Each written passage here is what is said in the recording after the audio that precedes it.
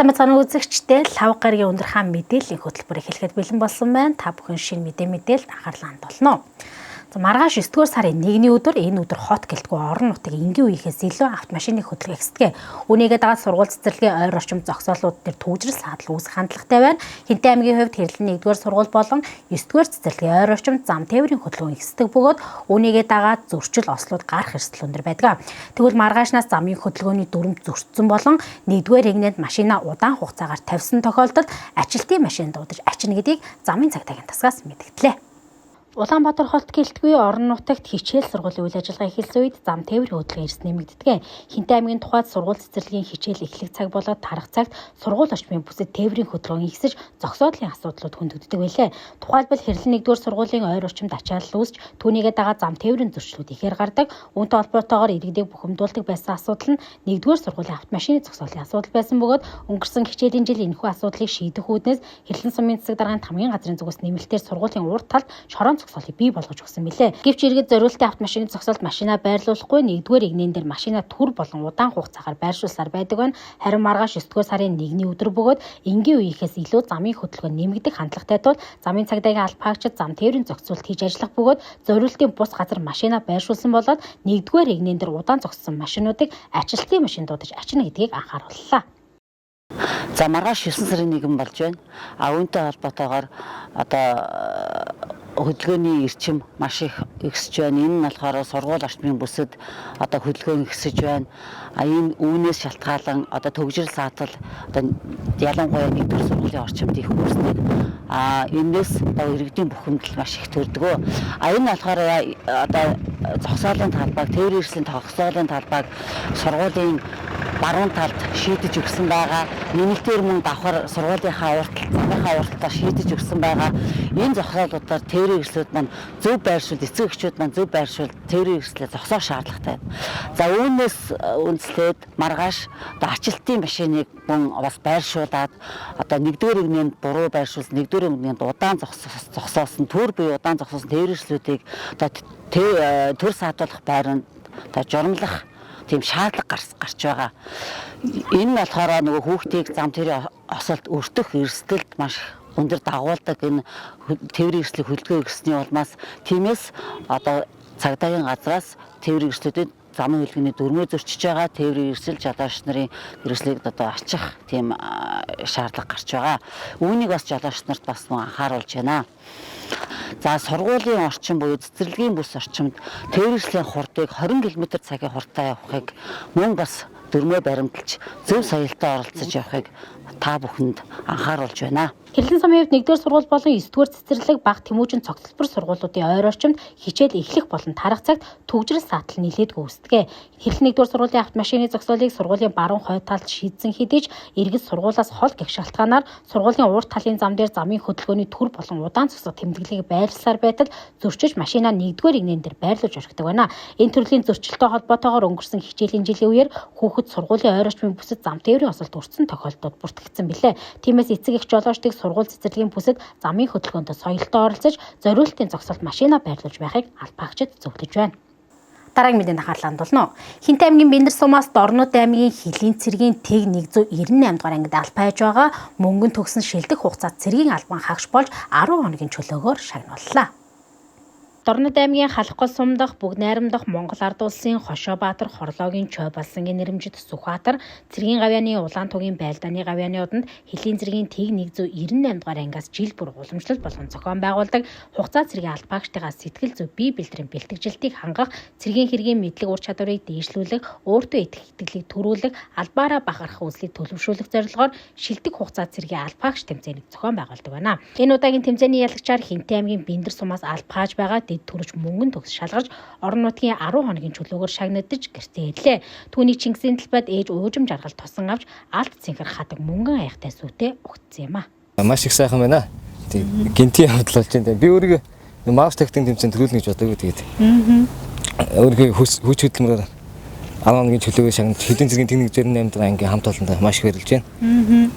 За гүйлт гэж байгаа. За буудлага за сонёолт 1-р 16 1 2 дахь ката гэдэг олон төрлийн онлын мэдлэг шалгасан олон бие уулдрын шалгасан тэмцээнд би олж хөндлөсөн.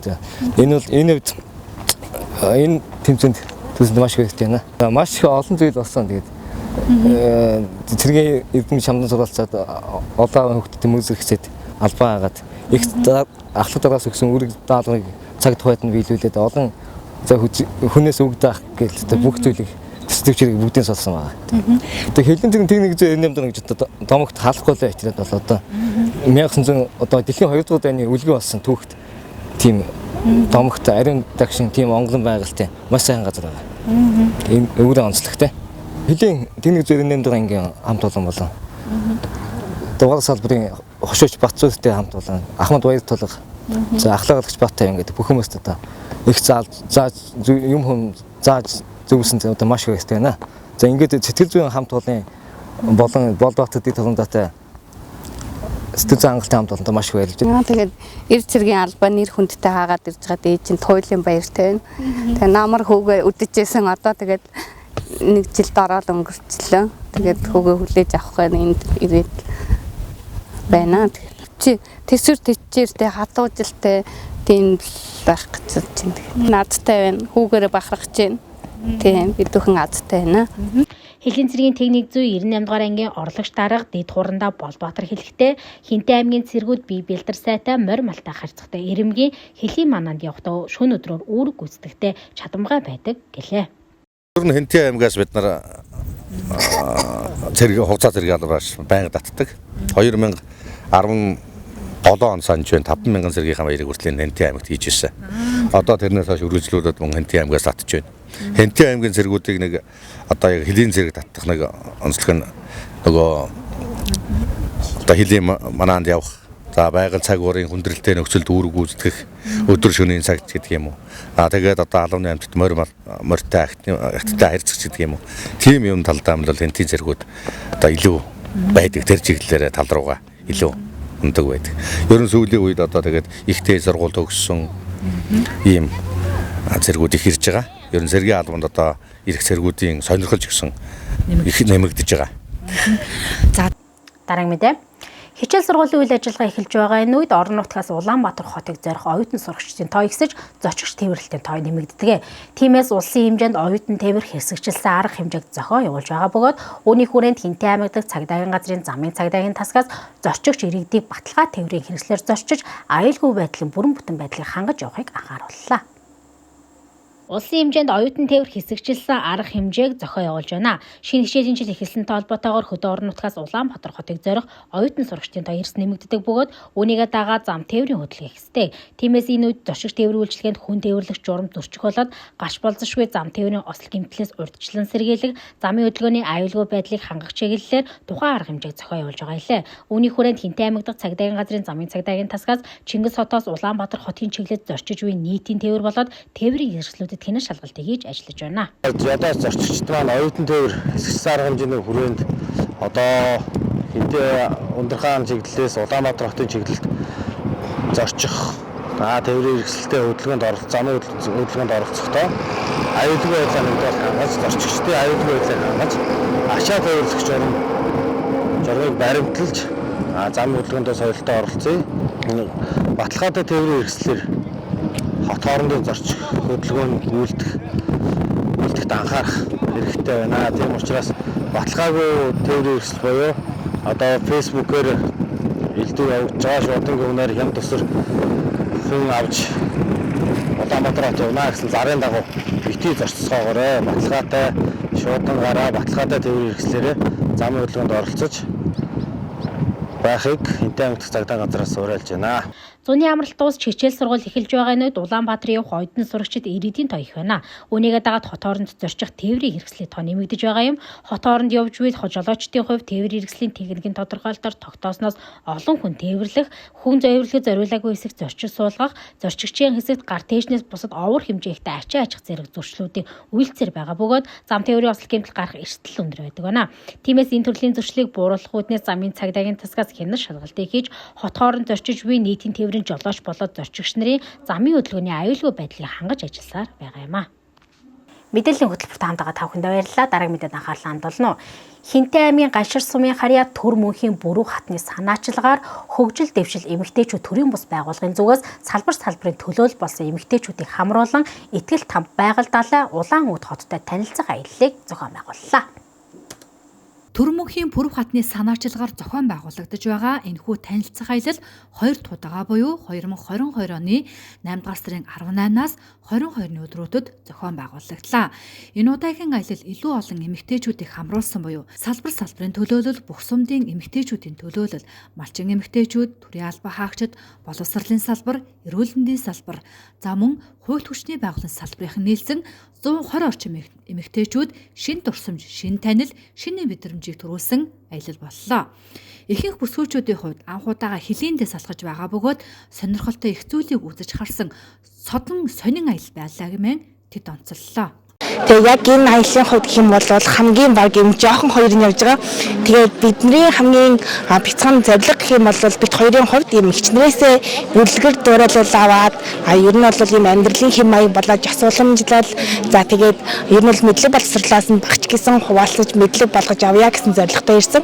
За тэгээд хамгийн юм дурсамжтай авъя гэх юм бол бүгдээрээ юм танилцах үдшилэг болсон. Тэгээд тэнд ингээд баг юм 80 70 настай эмээнэ хүртэл явж байхад тэд нэр ингээд басаа бүжгэлж байгаа юм гоё санагдсан. За ер нь бол яг бүүндэ байсан хүмүүчүүд хамгийн гоё байсан гэх юм уу? Энэ аялал бол ерөөсөө аялын цаг хугацаа болгоно сэтгэл дурсамжуулдээсэн сайхан тийм аялал боллоо. Тэдний дотроос онцлох юм бол байгаль талаа ихтэй мөрөглөө. Тэгээд байгаль талаад орох орлоо хүн гэдэг амтэн чинь одоо устай үйл хүн холбоогоор холбоотой байдаг гэж үздэг. Тэгээд тийм учраас би бас байгаль талаад очиж одоо байгаль талынхаа усаас хүртсэндээ бас маш их баяртай байгаа. Тэгээд энэ аялал ерөөсөө миний амьдралын хотоос сайхан дурсамжуудыг үлдээсэн тийм аялал болж өндөрлөө л гэж бодож байна да. Ер нь ихтгэл хаан байгууллага аялал хэдгүүдээг оролцож байгаа вэ? Би одоо энэ аялалд анх удаага оролцож байгаа. Энэ аялалд анх удаа оролцохдоо тэгээд одоо энэ аялалд явах болсон өдрөөсөө эхлээд бэлдсэн, өөрийгөө бэлдсэн, сэтгэл санаагаа бэлдсэн. Одоо өстой мондог гоё юм аялалд явна гэдгээр одоо нойргүй хонжгаал тэгээд явлаа. Тэгээд ямар ч хэсэн одоо энд бол нэг одоо мөрөөдөжсэн явна гэдэг миний мөрөөдөл биелсэн. Мөрөөдөл маань би ер нь мөрөөдөл биелдэг юм байна. Тэгээд би ямар ч энэ аялалд явсандаа хизээч мартчихгүй сайхан дурсамжуудыг амьдралынхаа хуудсанд нэмж чадсан л гэж бодож байна да. Сэтгэл аялал бол үнэхээр nice байлаа. Тэгээд найзуудаараа ямар нэг аялалд явна гэж хагаад гинтийн байдлаар энэ аялалд ороод аяллаа хувьд бол үнэхээр гой зохион байгуулалттай тааламжтай цаанаас байр хоол ингээ бүх юм ингэ хангагдаад явж байгаа болохоор үнэхээр гой давуу талтай байлаа. Тэгээд аяллаа өдрийн хамгийн гоё нь далай дээр өнгөрлөө.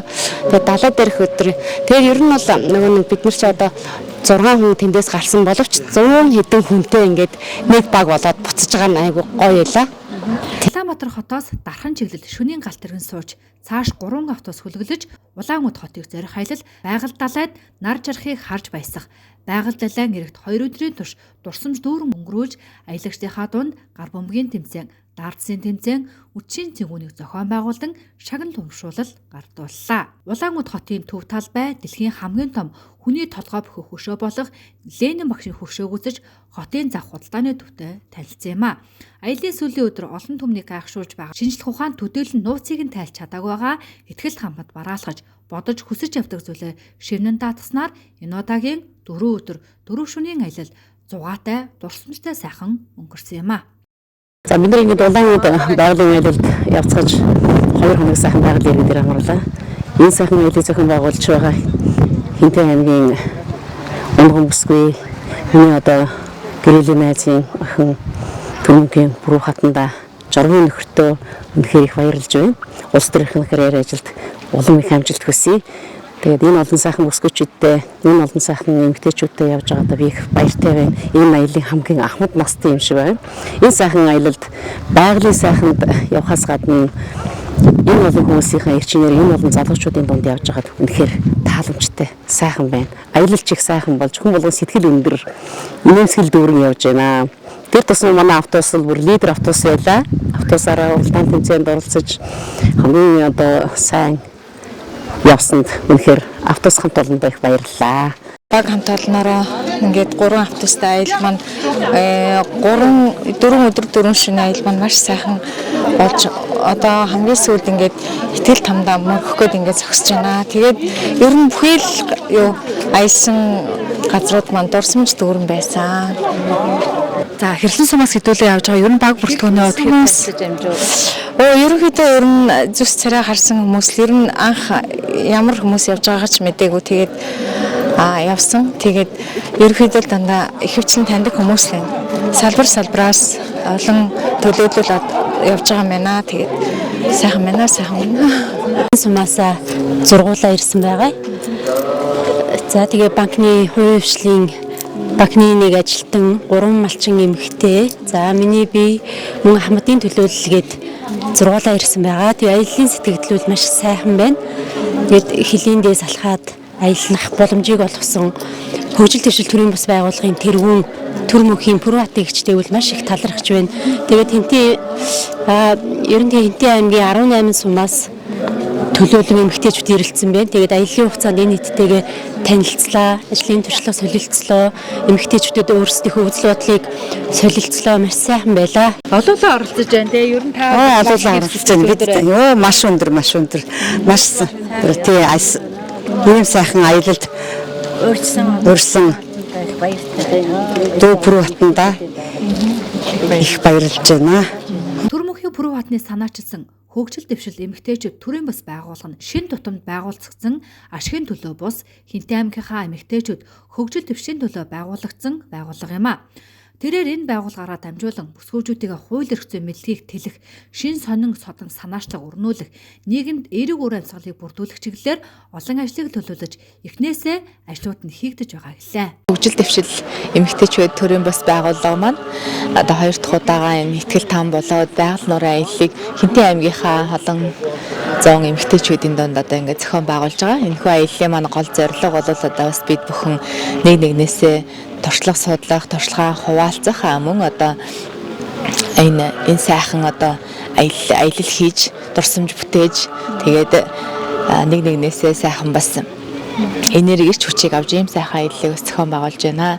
Тэгээ манай энэ аялалд маань бол 18 сум, 5 тосгон одоо 8 багийн за эм чимэлгийн ажилчид, эрүүл мэндийн байгууллагын, хуулийн байгууллагын, төрийн албанхаа агчид ер нь бол бүх чиглэлийн хүмүүсүүдээс оролцож байгаагаар онцлог байгаа.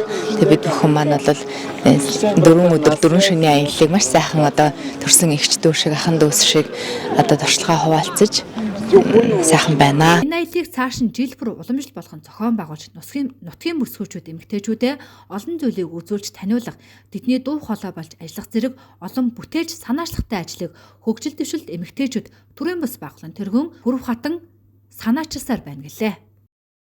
Өнөрхөн мэдээллийн хөтөлбөрийн шин мэдээлэлтэй хамт байсан та бүхэндээ баярлалаа. Үргэлжлүүлэн Өнөрхөн фирэ хүлээн авна уу.